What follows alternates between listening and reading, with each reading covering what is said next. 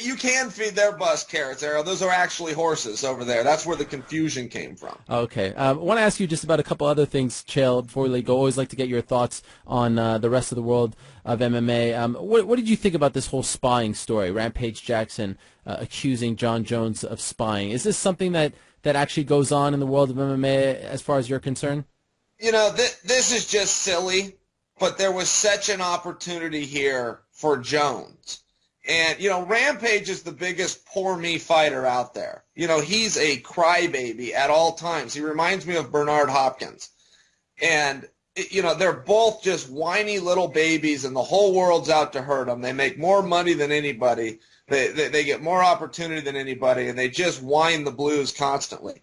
The other side of it is, for as big of babies as they are, when it's time to fight, they are as ruthless and devastatingly successful as anybody the sport's ever seen. So this is a little bit of how Rampage just approaches a match. For him to get in the right mental frame of mind, he's got to be the victim. And he's done this a number of times. So, okay, yeah, I'm sure somebody in there was leaking information, but that's okay. That's perfectly normal. You're a training partner. You're pretty excited to be there.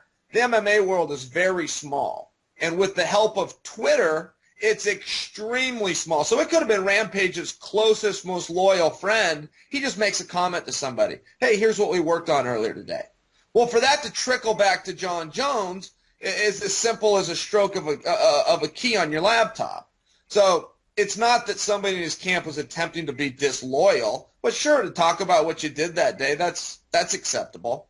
So let's set that aside. Let's look at what John Jones does.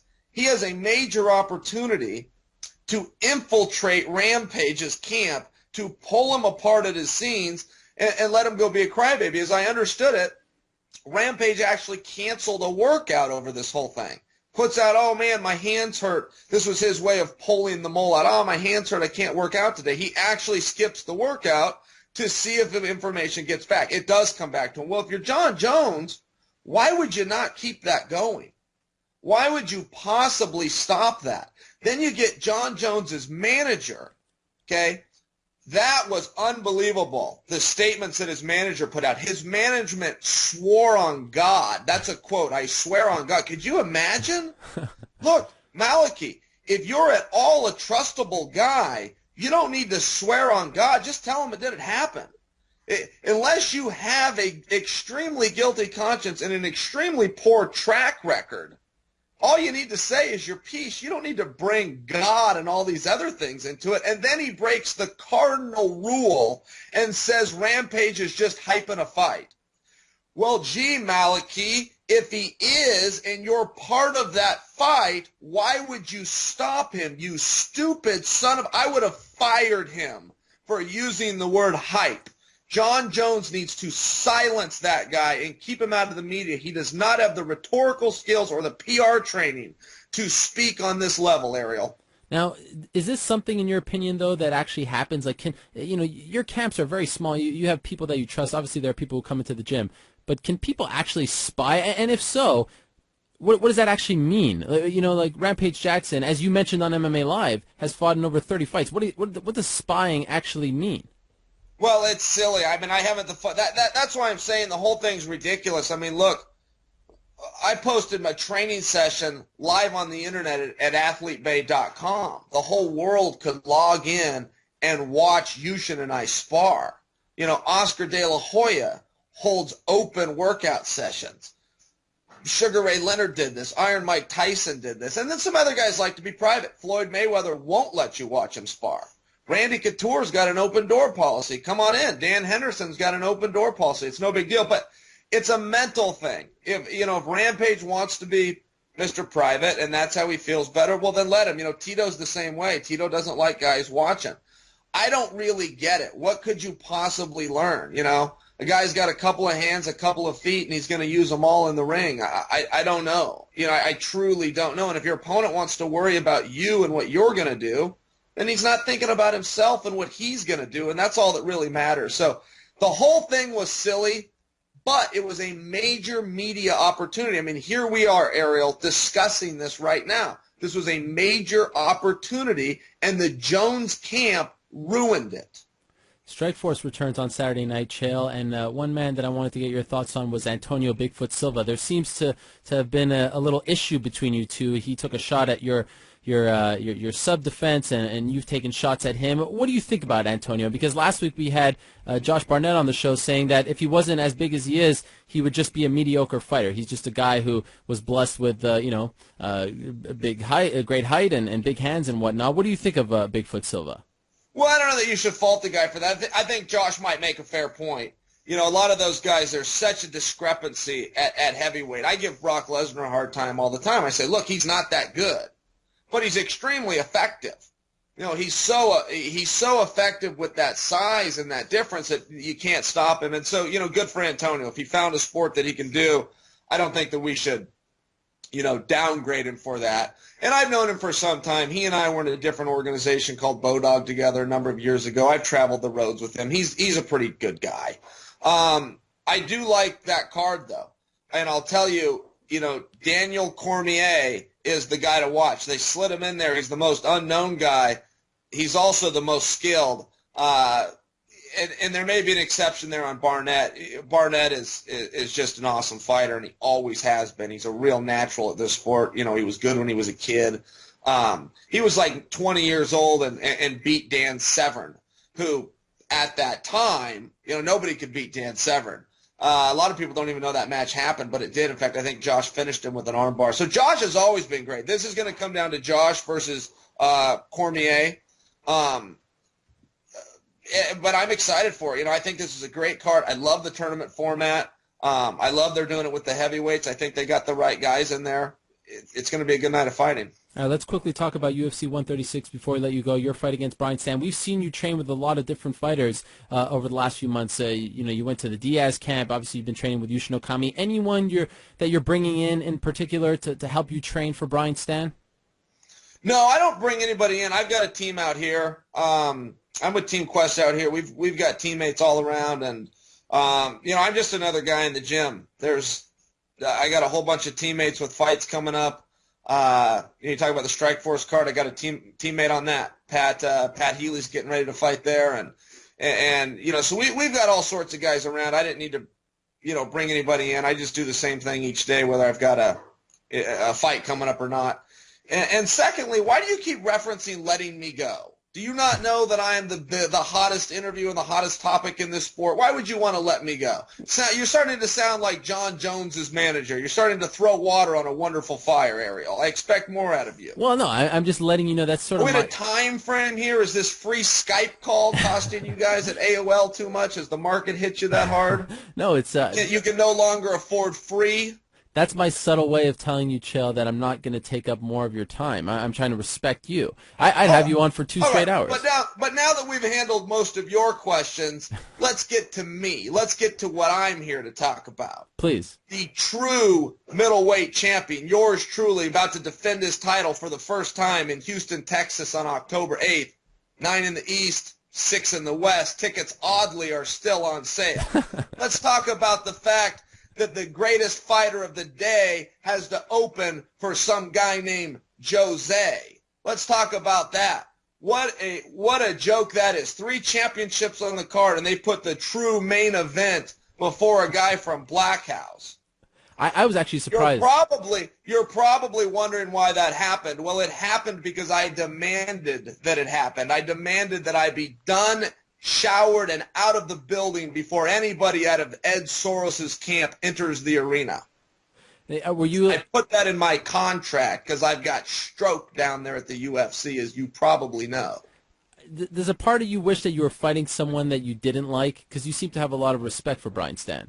Let's talk about the T-shirt I'm wearing, athletebay.com, Ariel. Are you aware of this website? I am not. First time I see it. It's basically, would you like to hear about it? I would love to. That was my last question. I usually let the plugs happen at the end, but for you, I'll do it now. It is basically Twitter with video. You go on, you log on, athletes are on there, Mike Dolce's on there, coaches are on there, Graham Jackson's showing entire technique sessions on there. You log on, you watch it by video, you ask anything you want. It's completely interactive. It's a great way to reach out and talk to fans. Now, do you own this website? No, I don't. I don't even I'm not even sponsored by this website.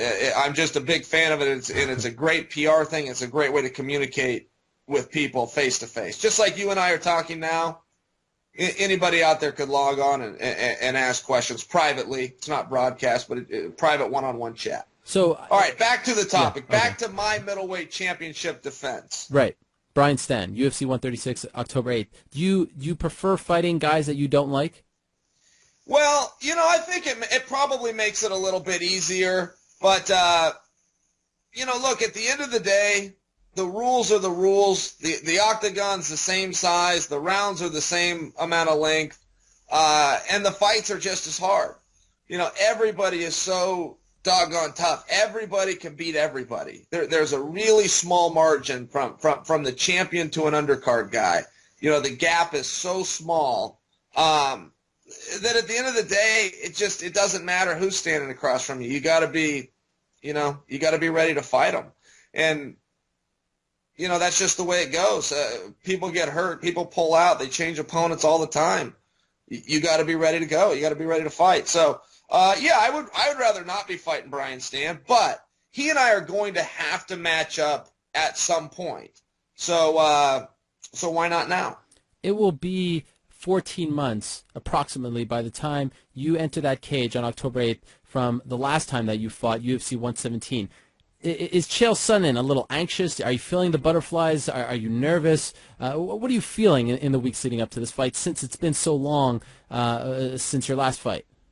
Well, it's going to be hard. I'm really, truly remembering everything. I'm trying to remember what it's like to prepare, what it's like to cut weight, what it's like to, peak and get in that right frame of mind. I'm remembering it all. I'm at peace with the fact that it's not going to be my best performance. I have objectively come to the conclusion that I'm not going to be as good on that night as I was when I left, but I'm still the best. And in case you don't remember, when I left, there was a huge gap between me and everybody else. And if that gap shortened, I'm still on top of the pile. Now, why is that? I mean, you're a top-level athlete. Why can't you regain your old form? I will regain it, and I will surpass it. My best days are still ahead of me. But for now, it's the cart before the horse. And training is something totally different, Errol, and guys don't understand this. Every time a guy goes to practice and breaks a sweat, he comes out and says he was training.